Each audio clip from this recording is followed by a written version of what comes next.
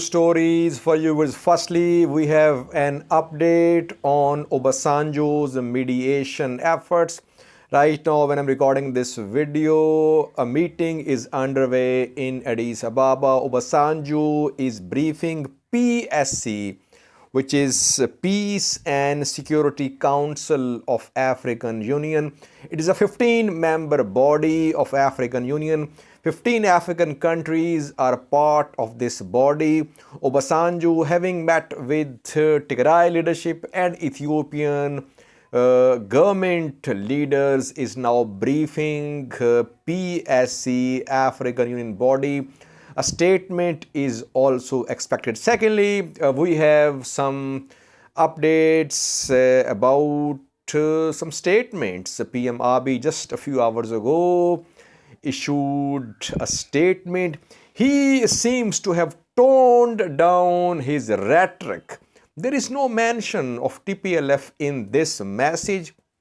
And thirdly, viewers, how are PM Abiy's allies, Amhara leaders, responding to this mediation effort underway?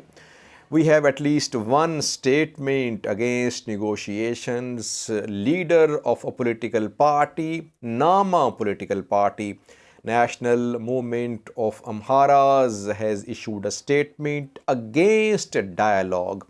And lastly, we are seeing a massive mobilization of militias in Gojam. Thousands have been seen heading to front lines. Somali region is also playing its part. It's recruiting hundreds of new security officials. Some pictures from Bahir Dar and Somali region for you. Firstly, viewers, now when I'm recording this video, Obasanjo, African Union appointee, mediator to resolve Tigray conflict, is briefing 15-member body of African Union. Name of this body is PSC, Peace and Security Council. 15 African countries are members of this body. Member countries are replaced every 2 to 3 years. And now Ethiopia, Kenya and Djibouti are members of this council. Obasanjo has met with Tigray leadership, viewers. He has met with PM Abiy as well. So now he has learned the position of both sides. He is briefing 15-member African Union body about the positions of both sides. A statement is also expected at the end of this meeting. At least something is happening. Now we know, viewers, that mediation is underway. Indirect talks are underway. Obasanjo has met both the parties. Now let's see how he briefs, what he briefs this 15-member body, and what will be the statement. I'll try to update you after the statement is issued, viewers. Secondly, PM Abiy just a few minutes ago issued a statement, a message for Ethiopians. This is the first message from PM Abiy in which there is no mention of TPLF. Otherwise, in each and every of his previous statements and messages, he has been targeting Tigray People Vision Fund. What did he say this time? He's only saying that the country is passing through a turbulent period, and though it is being tried to hold the country back, but the country should continue its unity, and that the country is fighting on several fronts. That is what he's saying. There is no mention of TPLF. He's not criticizing anyone. A very positive statement, viewers. He seems to have toned down his rhetoric.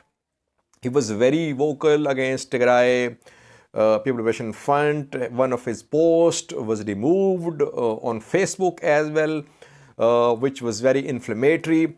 But after his visit of Kenya, after Obasanjo's visit of Mekele, PM Abiy has toned down his rhetoric. He is not using any strong language against Tigray People Vision Fund.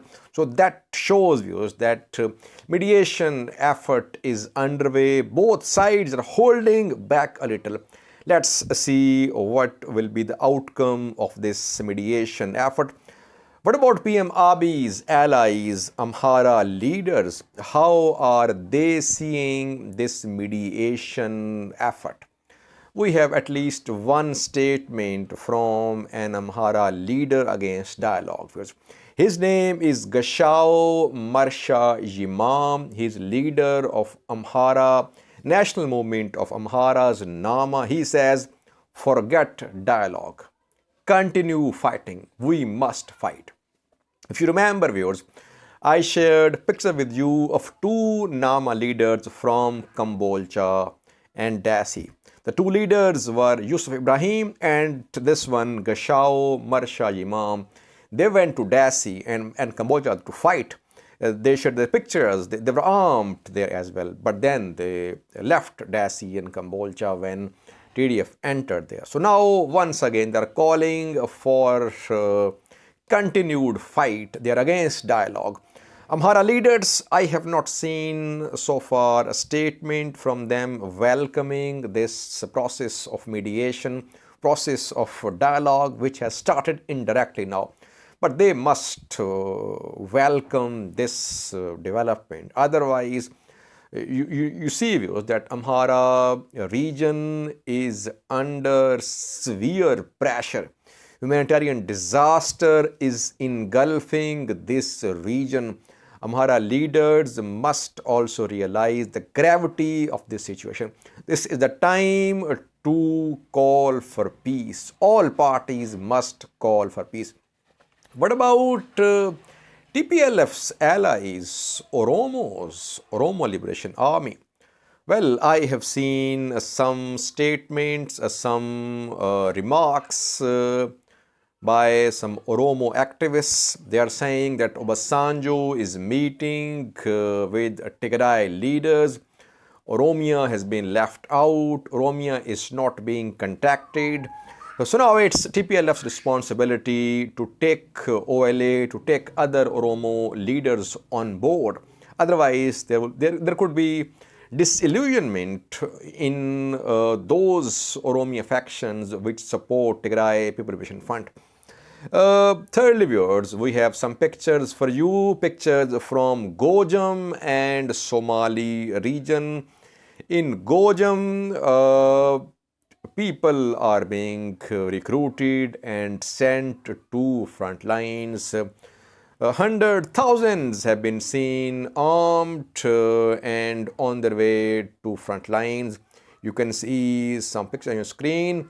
There is presence of large number of refugees as well in Bahir Dar now, because refugees have fled Dasi and Cambodia when TDF entered the two places.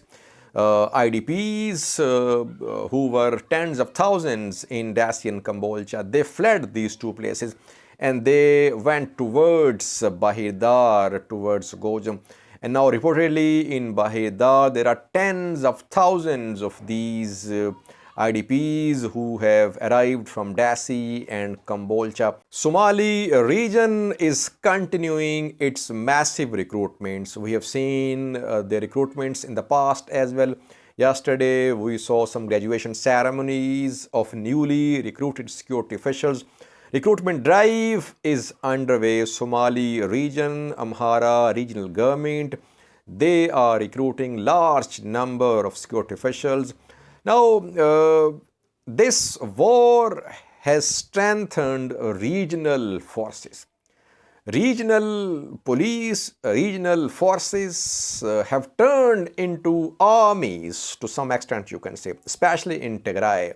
And now you can see that in Amhara as well, that Amhara regional force, Somali regional force, they can turn into full-fledged armies. Ethiopian National Defense Force as an institution has been weakened. This vacuum has been filled by regional forces which are gaining strength, which are conducting massive recruitments. If these regional forces manage to have heavy weapons, they would be just full-fledged armies like Tigray Defense Force. That is why I've been saying that Ethiopian National Defense Force as a binding factor has lost its significance.